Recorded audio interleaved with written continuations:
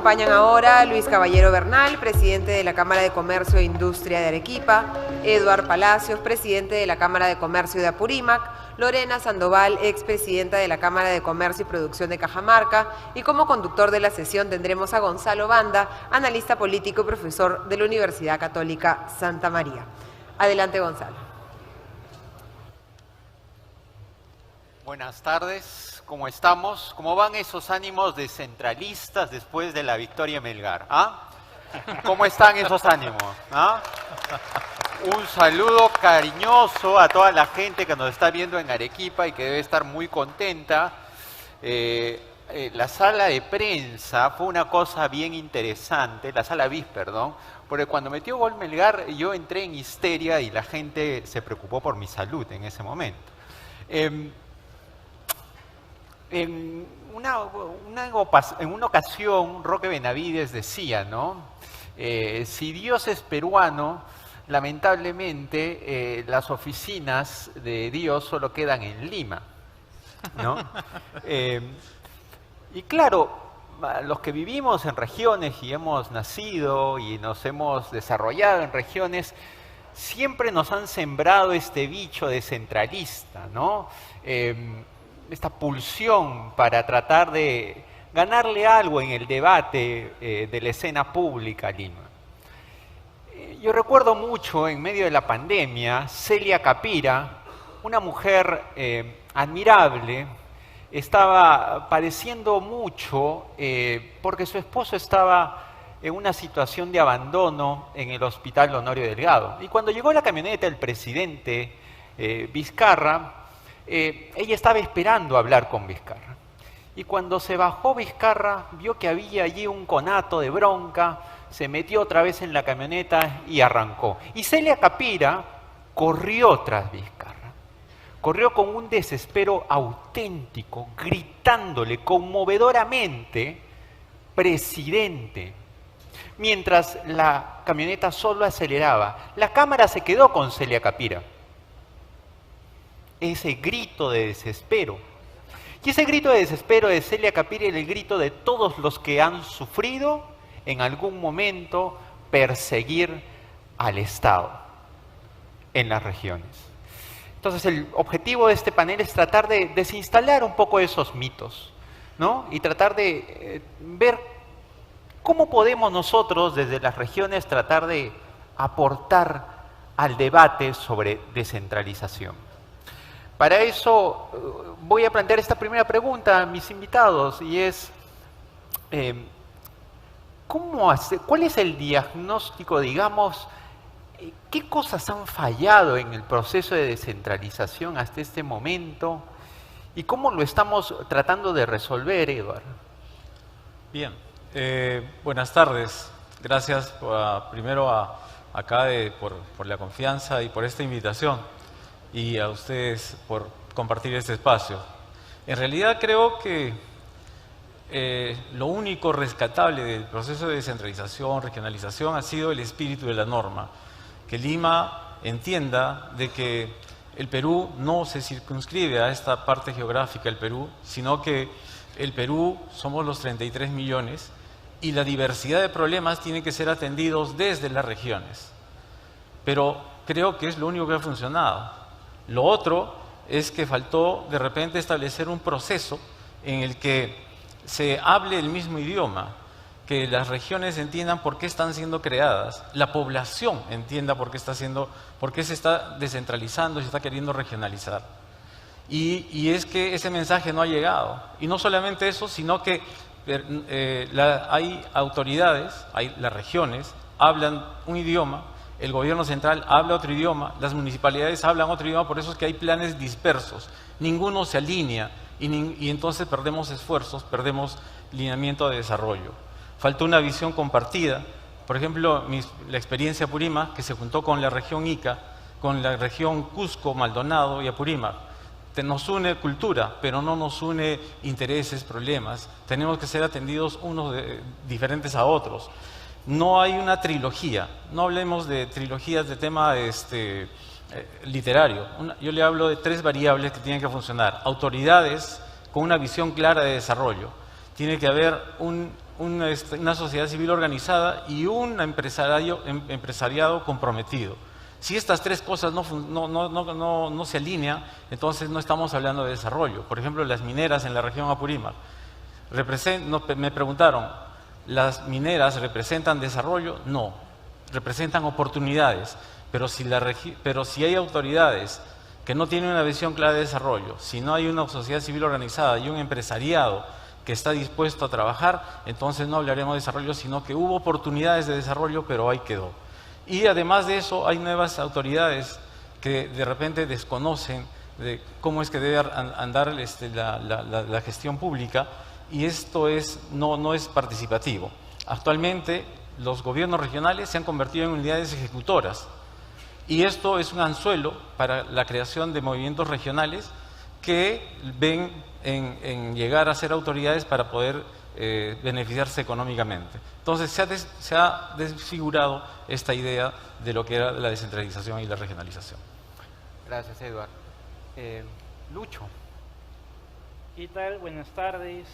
Felipe, quiero agradecerte por la invitación el día de hoy. El Perú en emergencia, los peruanos en acción.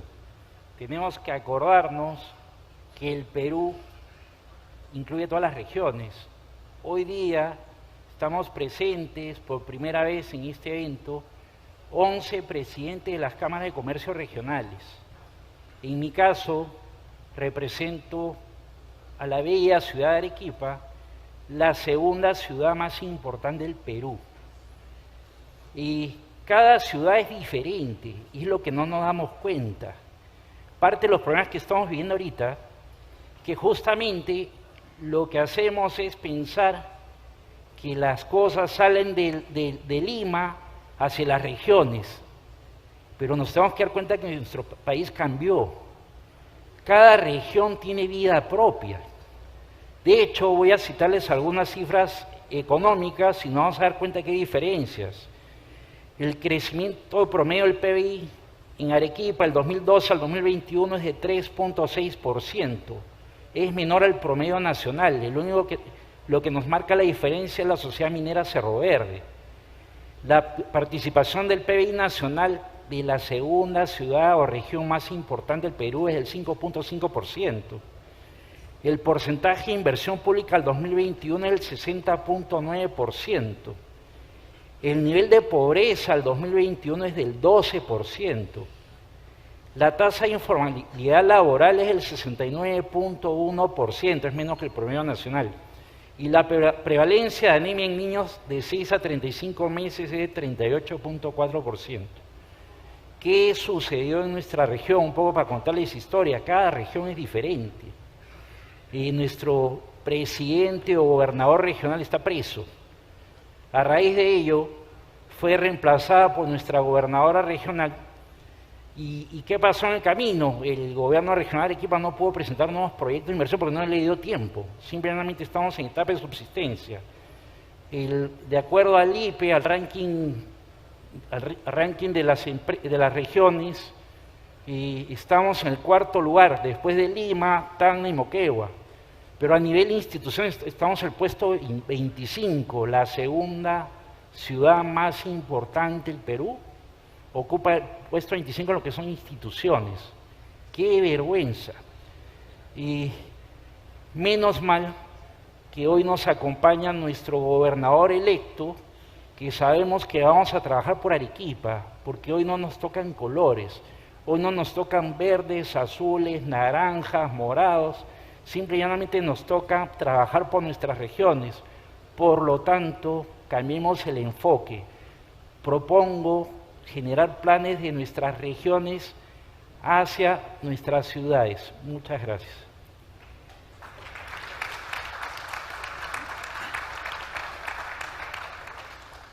Bueno, Moreno.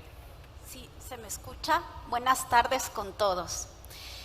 Lo primero es que hay que analizar cómo nace la regionalización. La regionalización es un proceso que nace como una respuesta al legítimo clamor popular que pide que se revierta el centralismo que impera en nuestro país y que nos obliga a nosotros, los provincianos, a tener que emigrar a la capital a buscar mejores oportunidades de desarrollo.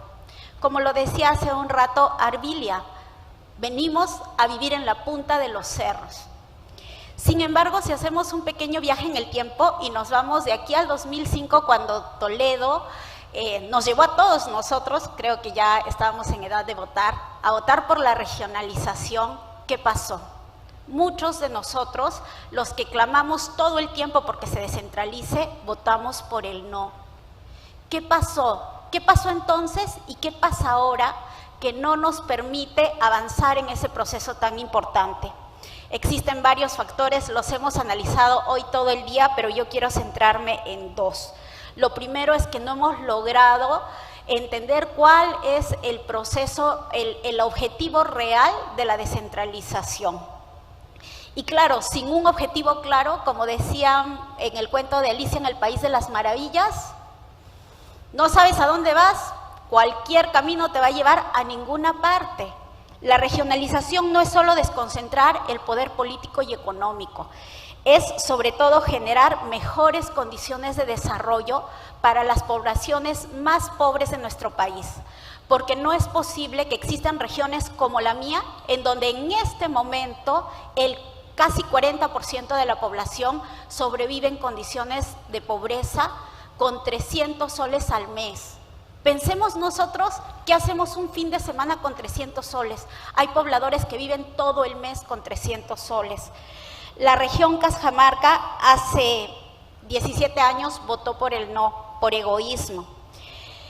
No estábamos listos antes y creo que lamentablemente tampoco lo estaremos ahora, a menos que dejemos todos de lado nuestras diferencias y nos propongamos soñar con un país mejor para todos y todas. Ese país que ayer nos reclamaban nuestros jóvenes, y ayer Felipe nos decía, los viejos no nos vamos a ir a la tumba. No vamos a ir a la tumba, pero seamos capaces de soñar junto con nuestros jóvenes por ese país mejor que todos merecemos.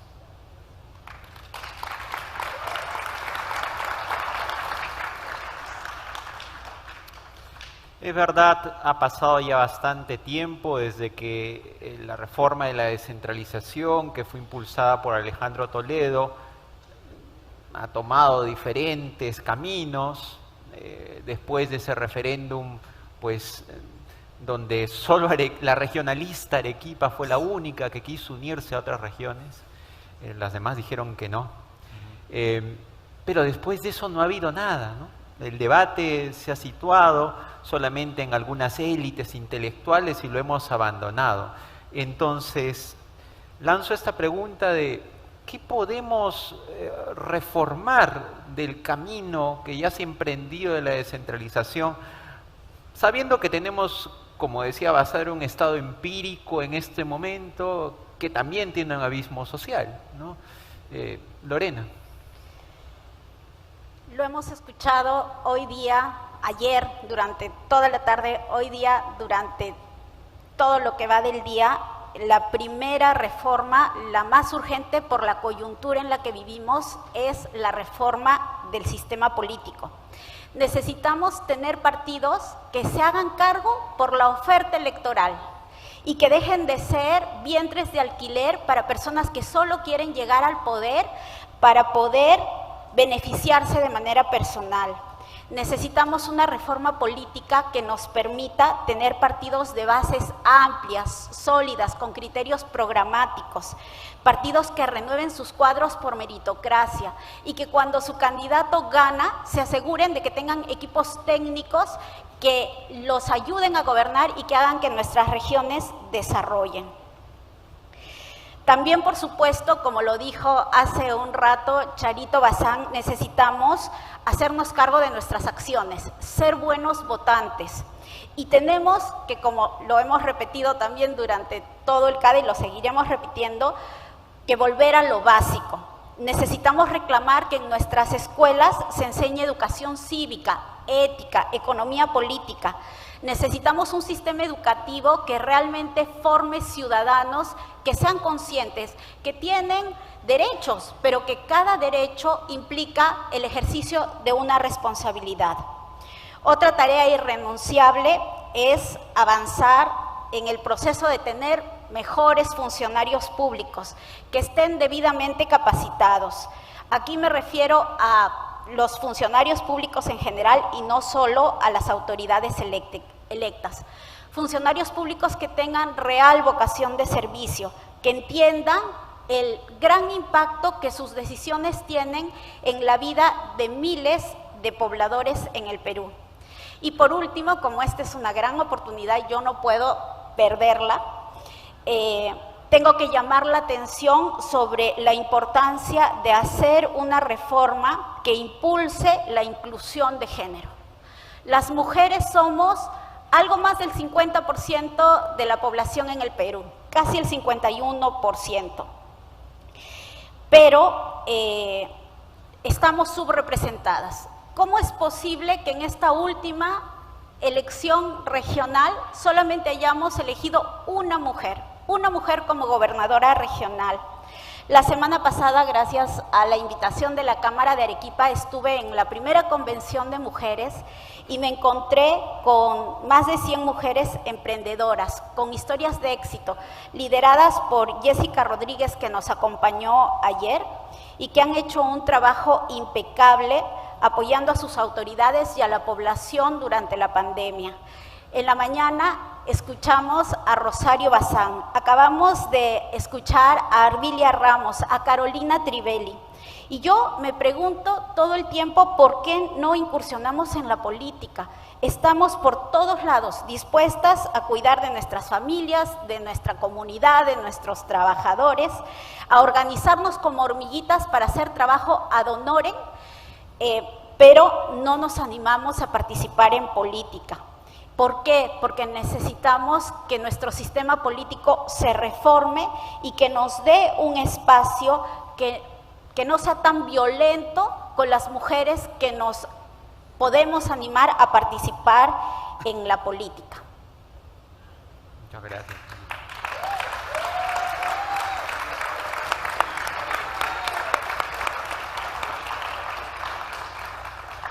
Importante ese dato de las elecciones subnacionales sobre mujeres. Es una vergüenza, pero bueno. Eduardo.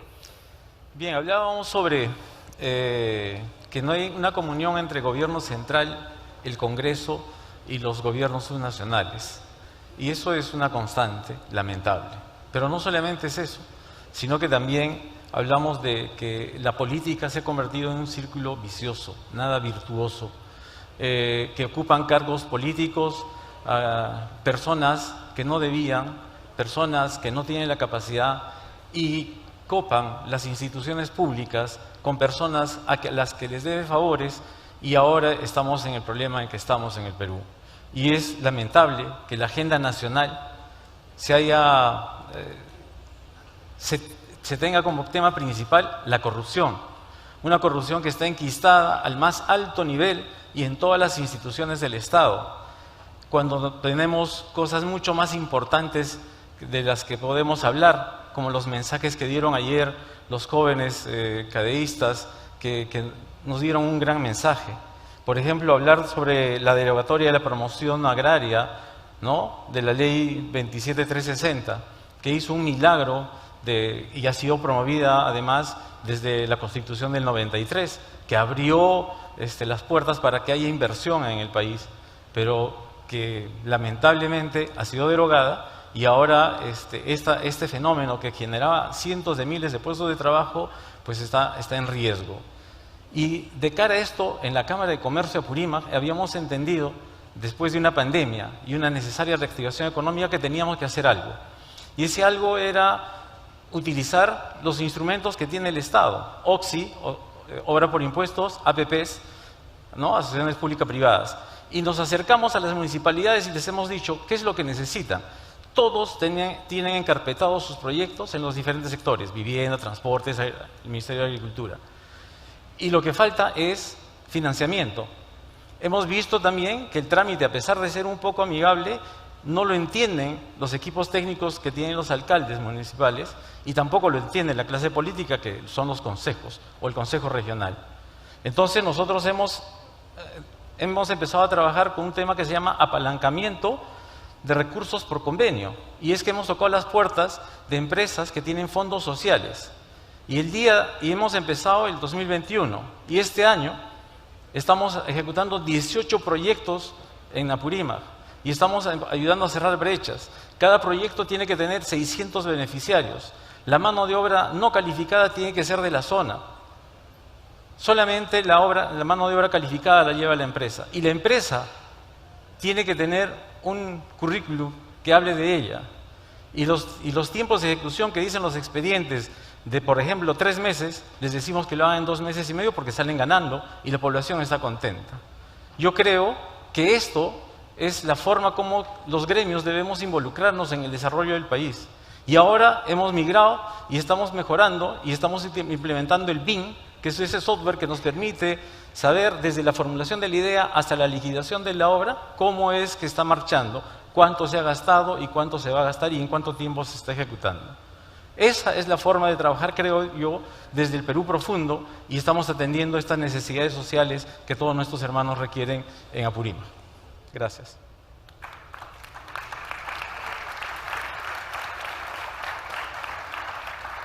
Muy importante lo que Eduard ha dicho, ¿no? Porque ahí donde no abunda la capacidad, ¿no?, del Estado, surge el brazo privado para generar una sinergia. Creo que parte de los grandes problemas del Perú podrían resolverse empezando por eso. Lucho. Desde el punto de vista de la inversión pública, se deben establecer planes de desarrollo regionales, que desde los planes de desarrollo regionales se alineen a un plan nacional y no al revés. Porque a veces cuando vienen los planes nacionales parece un mandato y las regiones somos reactivas a imposiciones. No nos damos cuenta, pero eso sucede así. A la vez es importante que desde las regiones demos señales de confianza independiente de las señales que da el gobierno actualmente. Y las regiones también suman, ¿no? Tenemos que bajar el nivel de incertidumbre. Nosotros en Arequipa tenemos un proyecto emblemático, que lo hemos visto, lo hemos leído, ha salido en los diarios, todo, Majes-Iguas 2. Majes-Iguas 2, que nace mediante la celebración de un contrato entre el consorcio Angostura-Iguas y el gobierno regional de Arequipa en el 2010, a pesar de haberse ya celebrado una famosa Agenda 13, que es la que finalmente da las pautas para poder iniciar esta gran mega obra, aún no se inicia. ¿Cuántos gobiernos regionales han pasado en el camino? 5. Y bueno, como se ha decretado que esta obra se va a hacer en el mes de marzo, vamos a tener nuestro 6º gobierno regional. Entonces, necesitamos alinear planes regionales a planes nacionales. Muchas de nuestras demoras en este megaproyecto justamente es por el miedo o temor político que se hace en cambio de gestión a gestión. A la vez, debemos reforzar, aprovechando que aún no se produce el cambio de autoridades, debemos reforzar, servir, tenemos que repotenciarlo. Y en caso no se pueda hacer con servir, porque han habido normas que lo han modificado, tenemos que involucrar a la academia. Tenemos grandes universidades en Arequipa y en general en todas las regiones, que debemos capacitar al personal de confianza de las nuevas autoridades en gestión pública. Si no, vamos a estar condenados al fracaso. Es importante gestionar, no podemos partir de cero. No podemos hacer que el nivel de crecimiento en gasto público, inversión pública el próximo año sea negativo. No podemos darnos ese lujo. Muchas gracias.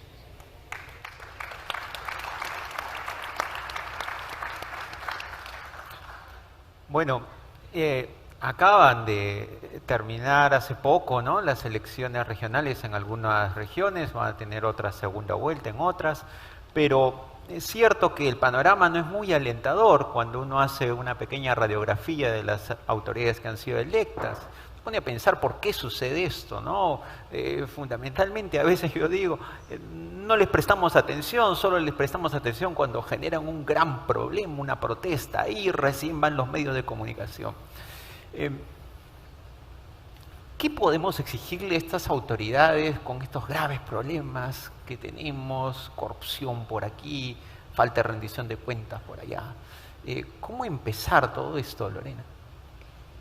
A ver, yo me gustaría imaginar que el día de hoy están aquí todos nuestros gobernadores regionales y nuestros alcaldes, y ojalá que nos estén viendo por las redes, y les pediría que nos ayuden a generar condiciones para el desarrollo de la inversión privada y apostar por la formalización. Que dejen de ser nuestros detractores y se conviertan en socios estratégicos del sector privado, en aliados para el desarrollo. Que dejen de vender la idea de que somos el diablo, de que dejen de usarnos como chivo expiatorio para cuando sus gestiones no funcionan.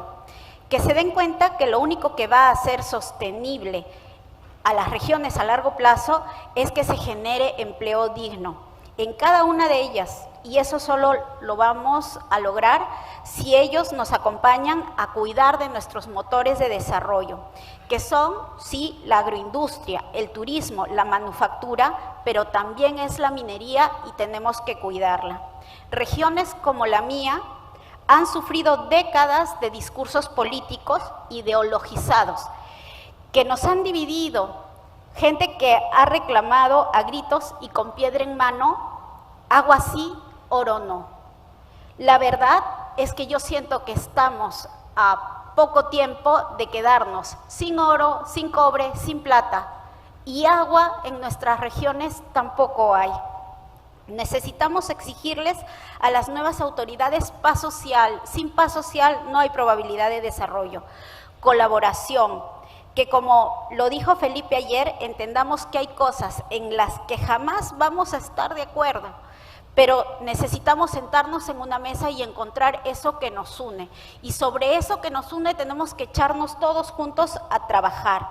Y lo principal que debe unirnos es la lucha contra la pobreza. Tenemos que enfocarnos todos en ese enemigo común hasta desaparecerlos. Yo les pediría a todos los gobernadores regionales y alcaldes que miren con atención lo que ha pasado en Ica, que gracias a la inversión privada de diferente tipo se ha logrado reducir la pobreza, hasta lograr que en este momento sea casi el 6%. Todo lo contrario a lo que pasa en otras regiones como la mía. Yo les voy a contar, en mi región se ha intentado o se está desarrollando la floricultura. Mujeres que han tenido que enfrentarse primero a la falta de competencias técnicas. Vinieron técnicos del extranjero y las estafaron. Superaron ese penoso proceso, luego se han tenido que enfrentar a la distancia. Tenemos 13 horas del mercado principal, no tenemos carreteras, no tenemos aviones de carga, no tenemos sistemas de frío. Superaron ese inconveniente también, ¿y qué ha pasado luego? Nos hemos tenido que enfrentar a la informalidad. En la mañana Juan Stossel nos contaba cómo necesitamos varios días para que los turistas ecuatorianos ingresen al país. Y yo pensaba, qué irónico que el contrabando de rosas ecuatorianas entre a nuestro país en minutos o en horas. Igual, con cada obstáculo, los empresarios seguimos apostando por este país hermoso. Y hoy reclamamos desde este espacio que nuestras autoridades nos faciliten a avanzar y no se conviertan en obstáculos para nuestras actividades económicas.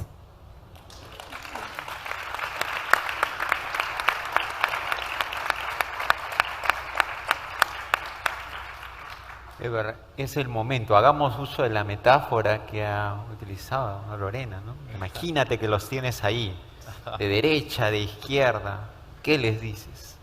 Le decimos, primero hacer eco de lo que dijo mi vecino ayacuchano, Carlos Añaños, que en realidad el Perú es más grande que todo lo que pensamos, que necesitamos producir la tierra, que necesitamos oportunidades, que necesitamos trabajar todos juntos como un solo equipo.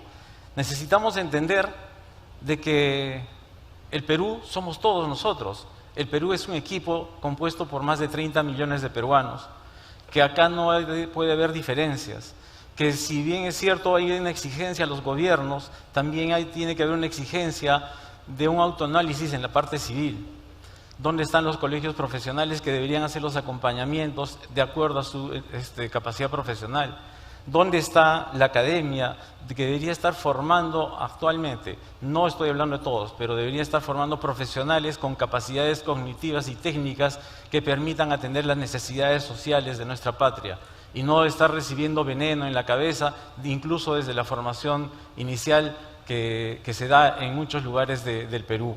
Necesitamos sindicatos que estén comprometidos, que seguramente tienen legítimo derecho a reclamar sus derechos, pero también tienen deberes y obligaciones con nuestra patria. ¿Dónde están ellos? ¿Dónde están esos deberes? ¿Dónde están esas obligaciones que tienen que tener? Las ONGs, que son organismos que tienen muchas veces de fachada, que viven de la pobreza. Decirles que debemos dejar de lado ese negocio de la pobreza y que se dediquen a otras cosas, a empujar este barco llamado Perú. Les digo que la cosmovisión andina es tan rica y dentro de las crónicas uno encuentra un legado inca que decía que el pasado ellos lo tenían delante y el futuro lo tenían detrás. El futuro detrás porque es incierto, porque si bien es cierto lo podemos planificar, hay variables que pueden cambiar. Incluso nosotros mismos de repente ya no estamos ahí, pero el pasado sí lo tenemos ahí y es obligación nuestra aprender de ese pasado. Aprender de los errores para no cometerlos en el futuro y para que nunca más tengamos, por ejemplo, gobiernos como el que tenemos ahora, que nos está llevando a la ruina. Tenemos que entender ese mensaje que dice CADE: el Perú está en emergencia, los peruanos tenemos que entrar en acción, pero no 100, 200, 300 ni 1000. Los millones de peruanos que queremos, amamos a nuestro Perú y estamos comprometidos con nuestra patria para verla mucho mejor y más sostenible para cada uno de nosotros. Gracias.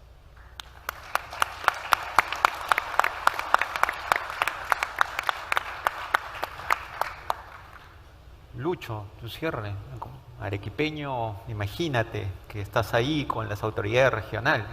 ¿Qué dirían nuestros antepasados? Al pie del misti. A nuestras autoridades electas les pido: acérquense a las empresas a través de las cámaras de comercio. Tenemos que construir un país juntos, autoridades electas regionales. Como cámaras de comercio podemos apoyarlos a elaborar perfiles técnicos. No están solos. A los gremios de Lima les pido coordinación entre sus pares. Nosotros somos pares, no estamos aislados. Que esta relación sea igualitaria y horizontal. Respetemos la institucionalidad. No se me ocurriría una oficina de algún gremio en Arequipa. Eso no es aceptable. A los empresarios regionales les pido que se acerquen y participen activamente en sus cámaras de comercio, porque a través de las cámaras de comercio va a ser lo más cercano que tengan a la política, y a través de ellas van a poder involucrarse en temas regionales y nacionales. Debemos incentivar el cumplimiento de códigos de ética y conducta entre todos nuestros asociados. A la vez, y permítanme por favor esta licencia, sabiendo que estamos en el capítulo de descentralización, a los organizadores del CADE les pido que el próximo año se celebre en Arequipa. Tenemos que lograr la descentralización, tenemos que empezar Arequipa, y vendrá Cusco, vendrá Trujillo, vendrá el que tenga que venir, pero pensemos en la descentralización. Muchísimas gracias.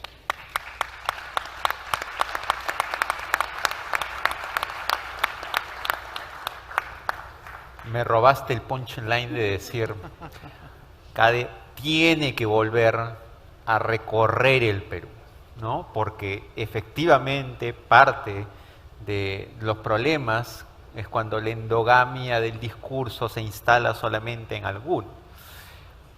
Ahora, yo tengo que hacer una autocrítica como cierre, ¿no? Las regiones siempre nos quejamos a veces de la ausencia de recursos, que nos dan pelota en la gran discusión de los temas políticos, pero una autocrítica es que creo que nosotros o las élites regionales también han dimitido del protagonismo en la gran política. Cuando yo pienso en la política de hace 30, 40 años, teníamos élites regionales que ponían en aprietos a Lima, ¿no? El Partido Aprista Peruano se fundó en el norte, la Democracia Cristiana en el sur, vaya que poníamos en aprietos, ¿no? Alberto Hidalgo decía, ¿no?, que Arequipa era una ciudad con filosofía de semilla, pues donde caía un desacierto brotaba una revolución, pero no una revolución para matarnos a balazos, sino por causas republicanas. Y eso no ha vuelto a pasar porque no hemos sido capaces de plantear agendas regionales e instalarlas en el debate político nacional. Y creo que quiero volver a lo que decía Carlos Mariotti, ¿no?, en El espíritu de Paracas. Decía: las grandes obras de las instituciones las sueñan los santos locos, las realizan los luchadores natos, las gozan los felices cuerdos y las critican los inútiles crónicos. ¿Ah? Y mira que lo dijo hace ya un buen tiempo. Espero que en esta sala haya muchos luchadores natos que estamos dispuestos no solamente en el discurso a plantear un tema de descentralización política, sino también descentralización empresarial, ¿no? ¿Cuántos de nosotros hemos planteado eso en cada una de nuestras empresas? Y espero que esos luchadores natos y esos puedan ser muchos más en el mañana y que cada ayude a eso precisamente. Muchas gracias por la oportunidad de poner el tema de descentralización otra vez. Les agradecemos a todos por su atención.